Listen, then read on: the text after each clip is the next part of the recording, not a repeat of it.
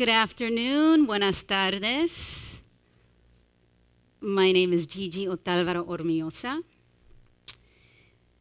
and I am so very thankful for your presence here today.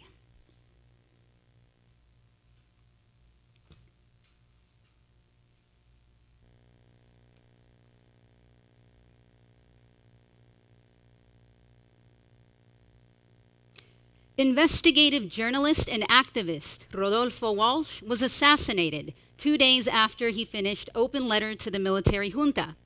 It was a day after the first anniversary of the Argentine military coup in March of 1976.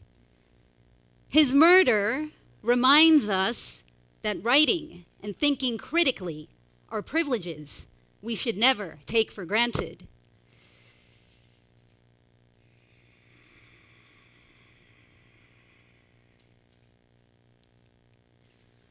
The censorship of the press, the persecution of intellectuals, a recent police raid on my house, the murder of dear friends, and the loss of my daughter who died fighting you. These are some of the facts which have forced me into this form of clandestine expression after having spoken openly as a journalist and writer for almost 30 years.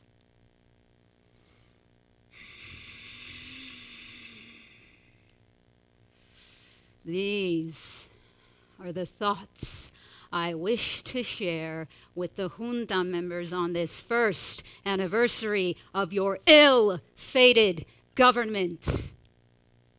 Without hope of being listened to and certainty of being hunted down, I remain true to the commitment I took up long ago to bear witness in difficult times.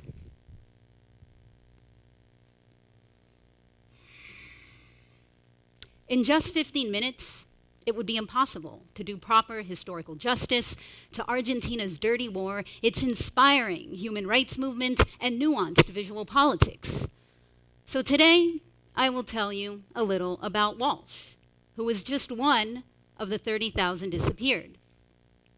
I will present my embodied research as I discuss critical sites implicated in his murder and disappearance and his reappearance in public art, memorials, and the ongoing demand for justice. These sites and artworks illustrate an intertwining of vision and movement that foreground corporeal presence in our encounter with corporeal absence. This encounter forces us to recognize that it is a form of political privilege to know the status and location of the bodies we love. 30,000 so-called subversives were disappeared by the junta during their 8-year process of national reorganization in the midst of communist paranoia, i.e. fear of another Cuba, reason for which the United States supported the dirty war.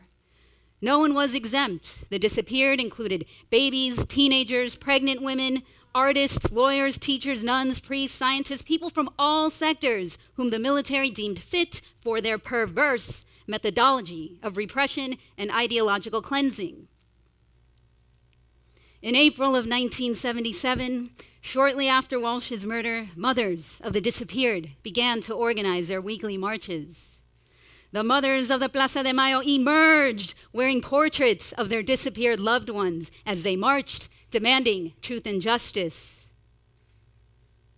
When they began to demonstrate with other human rights organizations, the portraits were blown up on placards, a visual strategy that resonates to this day, as in the first Walsh piece I will discuss.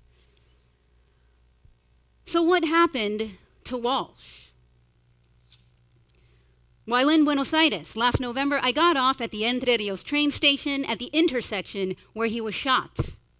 This intersection is an implicated site akin to Andrea Dooley's implicated geographies. These sites are intertwined with past violence because they provided the staging area to kill.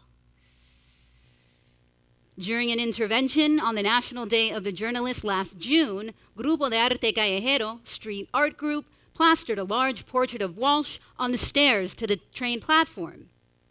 Since the mid-90s, this artist collective has employed embodied interventions by implicating sites of terror, such as former torture centers and homes of military murderers. Documentation on the left reveals the scale of the portrait in relation to our bodies. Though the installation was no longer there, as pictured on the right, I imagined the experience of this transformed site. And so I ask you to visualize your body ascending these steps. As you climb the stairs, your feet land in front of his chin, then his lips, followed by his nose, eyes, eyebrows, and finally his forehead. With each step, your body meets another part of his face until it disappears. Your body might thus encourage you to contemplate his disappearance. But as you ascend, others descend and do not see the portrait. Once they are on the platform, they see signs renaming the station after Walsh. Once you are at street level, you are faced with the implicated site of his murder. Some may not have been aware of this, but perhaps once they arrived under or over ground, their curiosity was piqued by these images and signs. Like a performance, as in Peggy Phelan's Ontology of Performance, Walsh's fragmented face disappeared into their memory and unconscious. Thus, the implicative and performative functions of the installation become clear. Though the portrait in Argentina is rooted in the mother's legacy of visual and performative politics, when placed at this site, this performativity becomes contemplative as it engages both vision and movement. According to witnesses, Walsh's body was then taken to ESMA, the former Naval Academy and most notorious of the 360 clandestine torture centers at which 3 of the founding mothers were also detained and tortured. In a gesture of psychological torture, Walsh's murderers displayed his body to his detained comrades at ESMA. In his letter, Walsh discusses these torture centers. 5,000 disappeared, 10,000 prisoners, 4,000 dead, tens of thousands uprooted. These are the raw statistics of terror. With prisons overflowing, you have created virtual concentration camps where no lawyer, journalist, or international observer ever sets foot.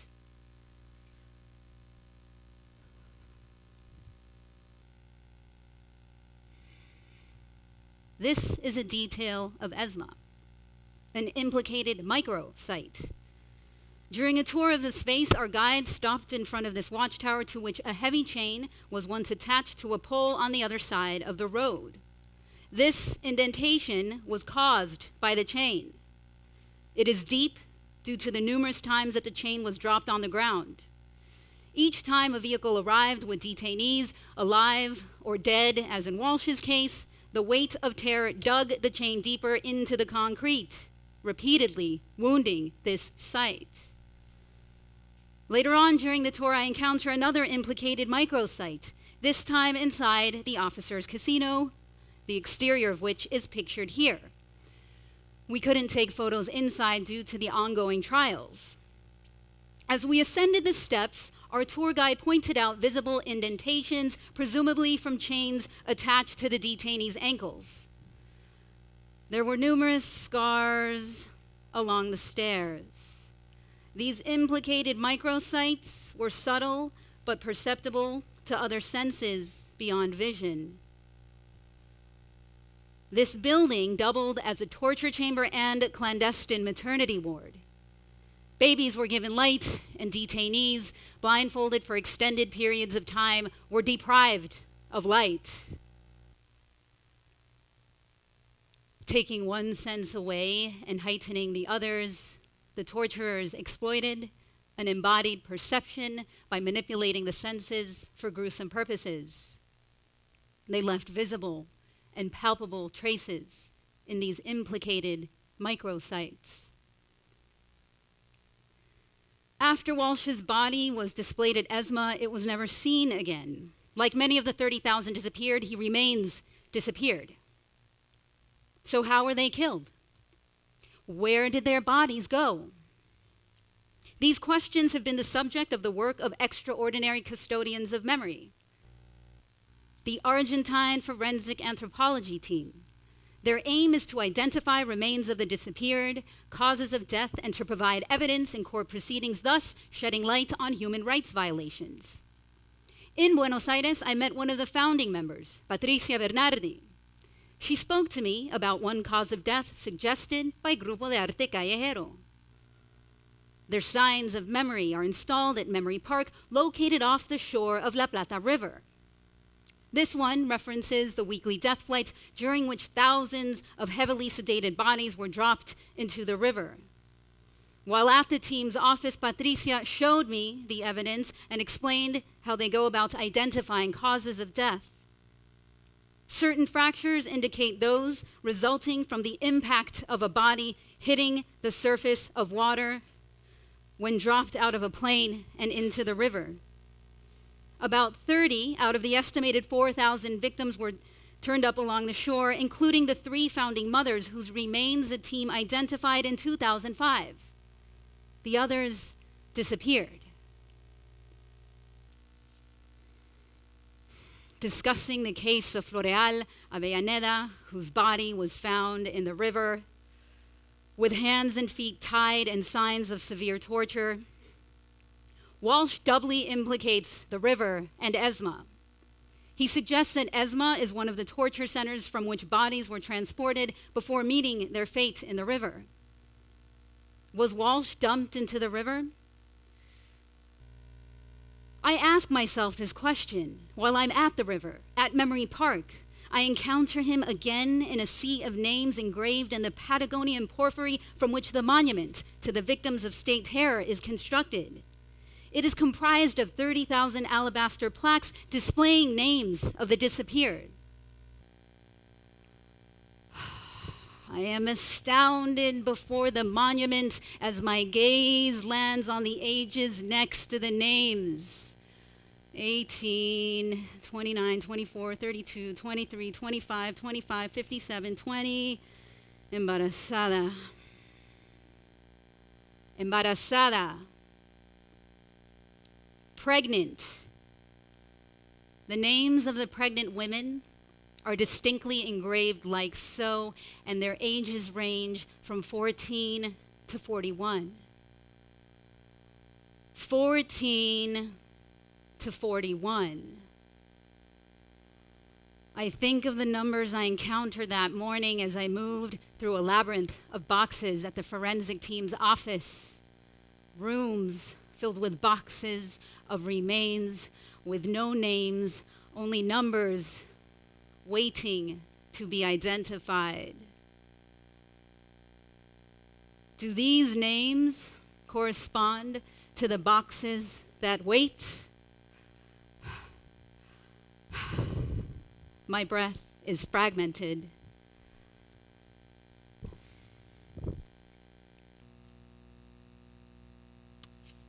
The architectural design of the monument's 4 walls creates a fragmented, zigzag path that directs the body. Though the walls are the same height, the increasing and decreasing elevation creates an optical spatial illusion. The journey is simultaneously one of ascent and descent that continually shifts the viewer's sense of space. At this final wall on which Walsh's name appears, the monument soars above the viewer, as you can see from its scale in relation to the human body.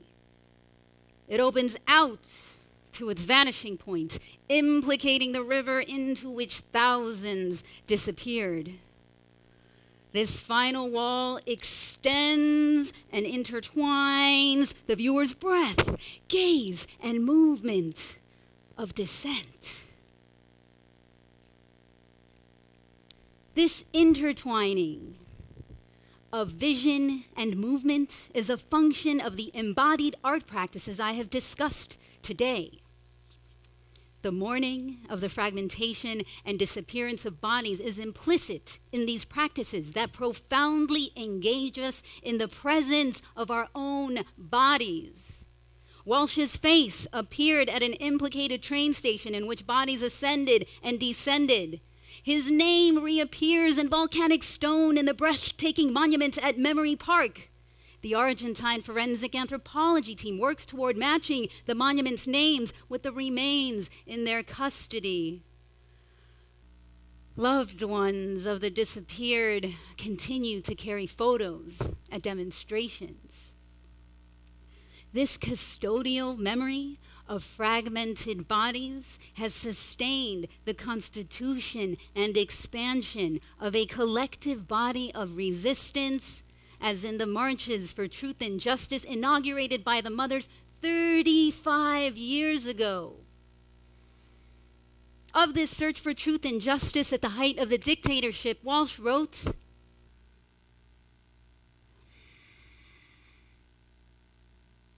"In thousands of cases of disappearance, legal recourses were not pursued, either because people understood the futility of the gesture or because they couldn't find a lawyer who would dare to present such cases after the 50 or 60 who had done so were disappeared in turn. This is how you have stripped torture of all time limits."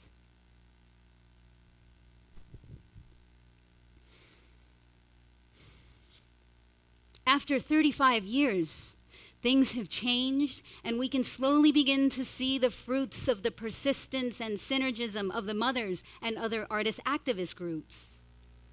Last October, some of the most notorious military torturers responsible for crimes against humanity at ESMA were sentenced to life in prison.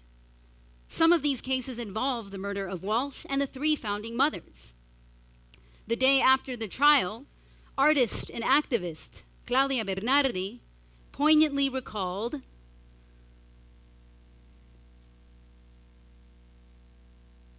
"With every sentence, they pronounced the names of the men and women they attempted to disappear.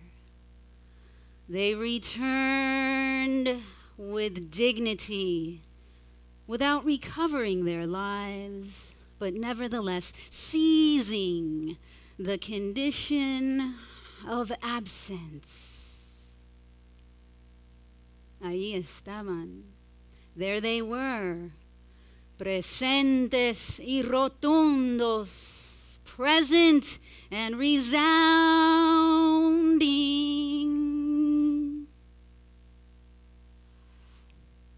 We looked at each other in the mirror of perplexity.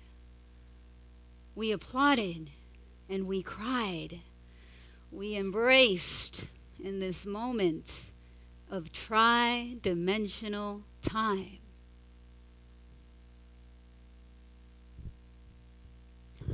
Thank you, gracias.